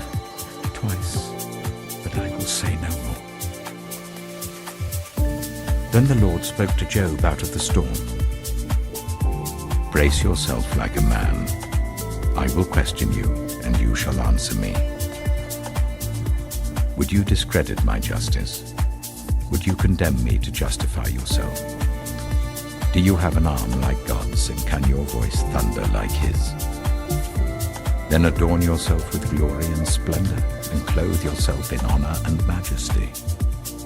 Unleash the fury of your wrath. Look at all who are proud and bring them low. Look at all who are proud and humble them. Crush the wicked where they stand. Bury them all in the dust together. Shroud their faces in the grave. Then I myself will admit to you that your own right hand can save you. Look at Behemoth, which I made along with you, and which feeds on grass like an ox. What strength it has in its loins, what power in the muscles of its belly. Its tail sways like a cedar. The sinews of its thighs are close knit. Its bones are tubes of bronze, its limbs like rods of iron. It ranks first among the works of God, yet its maker can approach it with his sword. The hills bring it their produce, and all the wild animals play nearby. Under the lotus plant it lies, hidden among the reeds in the marsh. The lotuses conceal it in their shadow, the poplars by the stream surround it. A raging river does not alarm it. It is secure, though the Jordan should surge against its mouth. Can anyone capture it by the eyes, or trap it and pierce its nose?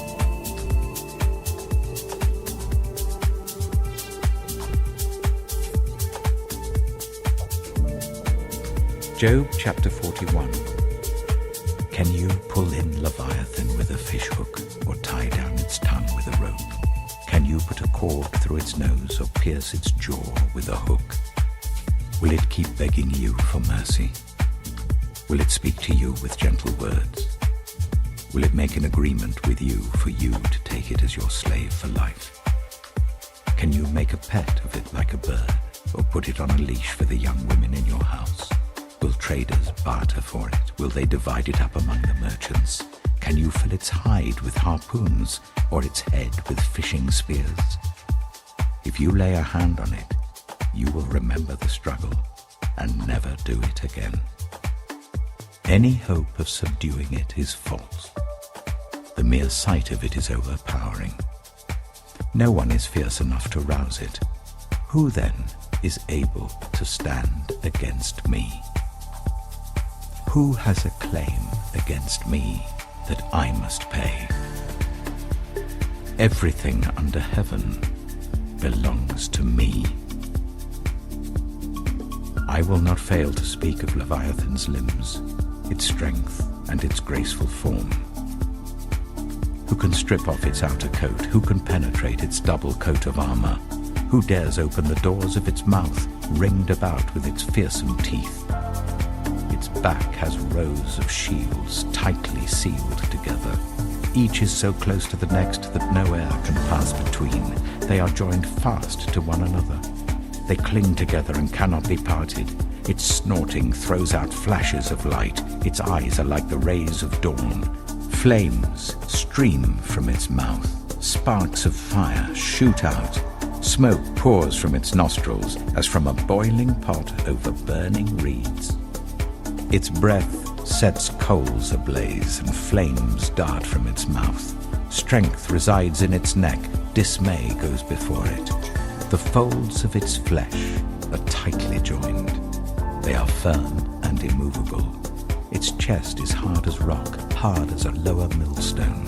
When it rises up, the mighty are terrified. They retreat before its thrashing. The sword that reaches it has no effect, nor does the spear or the dart or the javelin. Iron it treats like straw, and bronze like rotten wood. Arrows do not make it flee. Slingstones are like chaff to it. A club seems to it but a piece of straw. It laughs at the rattling of the lance. Its undersides are jagged potsherds, leaving a trail in the mud like a threshing sledge. It makes the depths churn like a boiling cauldron and stirs up the sea like a pot of ointment. It leaves a glistening wake behind it. One would think the deep had white hair. Nothing on earth is its equal, a creature without fear. It looks down on all that are haughty. It is king over all that are proud.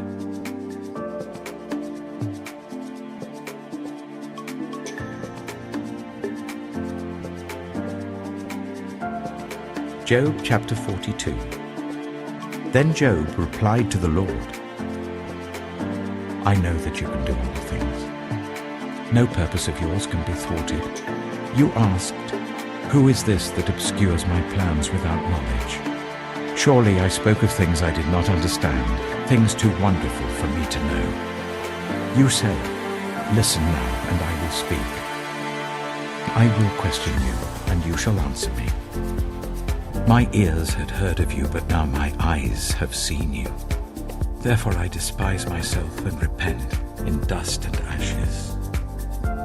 After the Lord had said these things to Job, he said to Eliphaz the Temanite, I am angry with you and your two friends, because you have not spoken the truth about me, as my servant Job has. So now take 7 bulls and 7 rams, and go to my servant Job and sacrifice a burnt offering for yourselves. My servant Job will pray for you, and I will accept his prayer, and not deal with you according to your folly. You have not spoken the truth about me, as my servant Job has. So Eliphaz the Temanite, Bildad the Shuhite, and Zophar the Naamathite did what the Lord told them, and the Lord accepted Job's prayer. After Job had prayed for his friends, the Lord restored his fortunes and gave him twice as much as he had before. All his brothers and sisters and everyone who had known him before came and ate with him in his house. They comforted and consoled him over all the trouble the Lord had brought on him, and each one gave him a piece of silver and a gold ring. The Lord blessed the latter part of Job's life more than the former part. He had 14,000 sheep, 6,000 camels, 1,000 yoke of oxen, and 1,000 donkeys. And he also had 7 sons and 3 daughters. The first daughter he named Jemimah, the second Keziah, and the third Karen-Happuch. Nowhere in all the land were there found women as beautiful as Job's daughters, and their father granted them an inheritance along with their brothers. After this, Job lived 140 years. He saw his children and their children to the 4th generation. And so Job died, an old man and full of years.